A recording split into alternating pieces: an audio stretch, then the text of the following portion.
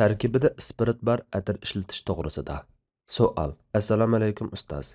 Men islomga kirgandan keyin atir ishlatishdimi musulmoncha atir ishlatay deb odatdagi tanlo bozoridan olmay masjid atrofidagi maxsus musulmoncha buyumlarni sotadigan do'konga berib sotib olib ishlatib kelyotgandim.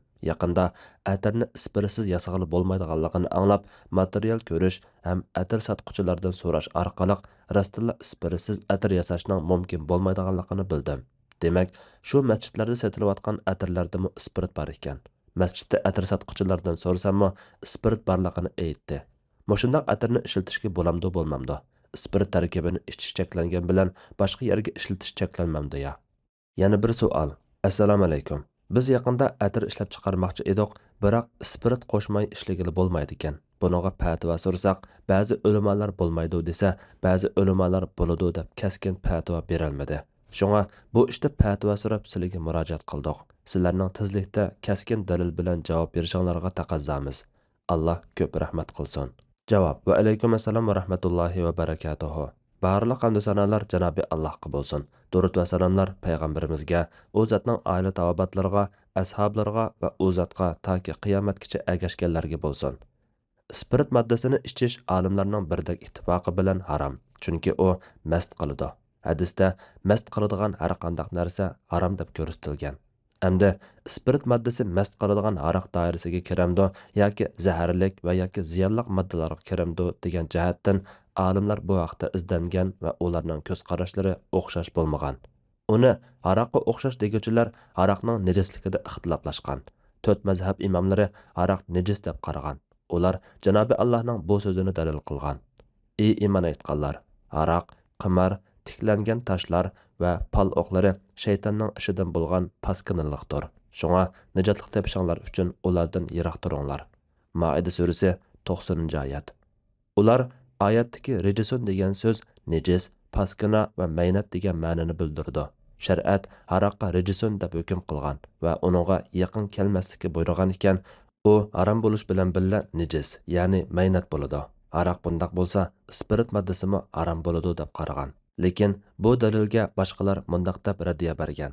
Bu oyatdagi rijisun degan so'zdan ma'naviy nejislik maqsad qilinadi. Xuddi ey iymon etganlar, mushriklar nejisdir. Tavba surasi 28-oyat. Degan oyatda mushriklarning nejisligi ma'naviy bo'lgandakla, albatta har qanday harom narsa ma'naviy jihatdan nejis bo'ladi. Ilgirki oyatda aroq bilan birga bayon qilingan qimar, tiklangan taşlar va pal o'qlari qatorliqlarning nejisligining ma'naviy ekanligi buni kuchlantirdi. Chunki hech kim bu narsalarni moddiy nejis deb qaramagan. Shunga aroqning nejisligi ma'naviydir, moddiy emasdir. Buningga asosan aroqning o'zi moddiy nejis deyish dalilga muhtoj. Imom Malikning ustozi Imom Rabi'a, Lays ibn Said, Imom Shafi'ning shogirdi Al-Muzani va boshqa bir qism olimlar aroq pokiz deb qaragan. Bular aroqning pokizligiga dalil qilib, aroq cheklanganda sahobalar aroqlarni Madina ko'chalariga to'kib o'tgan. Aroq maynat bo'ladigan bo'lsa, yo'lga tarat qilishni to'sqandek Rasululloh sallallohu alayhi va sallam ularni to'sqan bo'ladi. Ularmi ko'chalarga maynat narsani to'kmagan bo'ladi degan. Ilgirki qarashdagilar bularning bu daliliga javoban Madinada paskina suvlarni iqtib etadigan turbalar yo'q bo'lg'achqa sahobalar aroqlarni ko'chalarga to'kkan. Bu aroqning nejis emasligini bildirmaydi degan. Demak, har ikki tarafning dalillari bu vaqtda keskin emas. Ilgirki oyatdagi rijisun degan so'z moddiy va ma'naviy nejislikni ehtimol qiladi. Aroqning ma'naviy nejisligi aniq. Ammo moddiy nejislikni bildirishda oyatning lafzi keskin emas, balki ehtimolliq. Yuqorqi talash tartishning hammasi üzüm şerbetidan yasalgan aroqning nejisligida bo'lib, ko'pchilik olimlar unda aroqni nejis deb qaragan. Ammo arpa, asal, anjur va boshqa narsalardan yasalgan mast qilg'uvchi ichimliklar bo'lsa, 3 mazhab imomlari nejis deb qaragan. Hanafi mazhabdami nejis deb fatvo berilgan. Lekin u Hanafi mazhabdagi boshqa bir qarashda pak deb qaralgan. Yuqorqilardan xulosa aroq ko'pchilik olimlarning nazarida nejis. Undaq bo'lgan ekan, spiritmi ularning qarashida nejis bo'ladi. Boshqalarning qarashida aroq pokiz, shunga spiritmi pokiz bo'ladi. Bu spiritni mast qilg'uvchi modda deb qaraganlarning nazarida shundaq. Ammo spiritni zaharlik yoki ziyonli modda deb qaraganlar bo'lsa, uni ko'knar, apyun va boshqa ziyonli moddalardek pokiz deb qaraydi. Chunki bu moddalar hukm jihatdan nejis deyilgan bilan hech kim uni moddiy nejis deb qaramaydi. Bu ilgirkilarning ko'z qarashlari bo'lib, yaqinqi zamon olimlaridan Imom Shavkani, Subulus Salamning muallifi Imom San'ani va Ravzatul Bahiyyaning muallifi Siddiq Hasanxon qatorliq olimlar aroqni pokiz deb qaragan. Tafsiri Manarning muallifi Shayx Muhammad Rashid Rizo, hozirgi asr mujtahid imomlaridan Imom Yusuf Qaradavi, Shayx Ahmad Shokir, doktor Mustafa Azzarqa va ko'plagan olimlar spirit moddasini pokiz deb qaragan. Ular tuvandikilarga asoslangan. Aslida u pok. Undaq bo'ladi ekan, poklikdan nejislikka yo'tkaydigan sahih va aniq bir dalil bo'lmasa, u pokligida qoladi. Nejisligiga dalil yo'q bo'ladi ekan, u pok bo'ladi. Aroqdagi nejislik hukmi ma'naviy nejislikdir. Ya'ni uning hukmi harom. Ko'plagan moddalarda spirit moddasi azdir ko'pdir mavjud. U tozalash va dezinfeksiya qilishda ishlatildi. U yerginish paydo qiladigan paskana narsa emas. Hozir tibbiy va pokizlik sohalarida keng ko'lamda ishlatilyotidi. Undaq bo'lgan ekan, uni nejis emas deyish haraj va qiynalishni yo'qotishni talab qiladigan Qur'on ko'rsatmasiga uyg'un. Shayx Muhammad Rashid Rizo tafsirida mundaq yakunlaydi. Aroqning nejisligida musulmon olimlari ichida ixtilof bor. Cho'la qilib ishlangan aroq nabiz. Imom Abu Hanifaning nazarida pokiz. Uningda albatta spirit moddasi bor.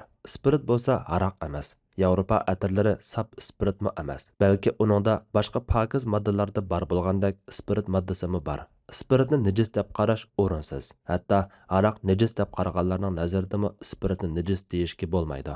Xulosa, spirit moddasini pokiz deb qarash hozirgi sharoitda qulaylik olib keladi. U ba'zida aroqqa o'xshash ishlatilsa-mu, aroqning nejisligida olimlar birlikka kelmagan. Bo'libmi, uzum sharbatidan boshqa narsalardan ishlangan aroq bo'lsa, taxmi shundoq. Spirit hozir turli moddalardan ishlanmoqda. Buningga asosan spiritlik adirlar badanga va kiyim-kechakka chechilsa, uni yuyish kerak emas. Uning bilan namoz durust bo'laveradi.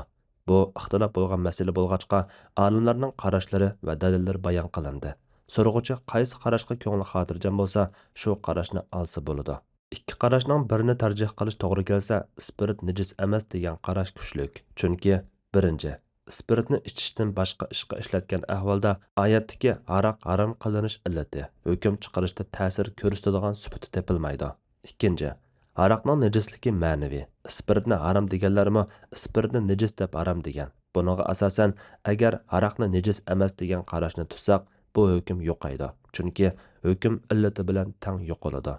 Uchinchi, koloniyadan boshqa atirlarda spirit persenti bak yuqori emas, balki gul suyi bilan aralash. To'rtinchi, spirit aroqdagi bir modda, lekin aroq o'zi emas. Beshinchi, spirit nejis emas degan qarash hozirgi xali ko'p olimlarning qarashi. Masalan, yuqorqilardan sirt Shayx Usaymin, Ibn Jibrin rahmatullohi alayhilar, doktor Vahba Zuhayli qatorliqlar. Yuqorqilarga asosan spiritni tibbiy sohada teri, yara va uskunlarni tozalashda, mikroblarni o'ldirishda ishlatsa-mu, atir va maylarda ishlatsa-mu bo'ladi. Buningda tahoratga yoki namozga ta'sir yetmaydi. Ixtilof bo'lgan masalagan deb ishlatmay desa, o'mi mayli. Hozir arab ellarida gul suyini qachilab, spirit qo'shmay surtib ishlatadi. Agar purkib chechish lozim bo'lsa, spirit qatadi. Allah eng to'g'risini bilguchidir. Fatvoda doktor Abdul Aziz rahmatullah. Fatvolar majmuasi 1-tom, 29 numurliq fatvo.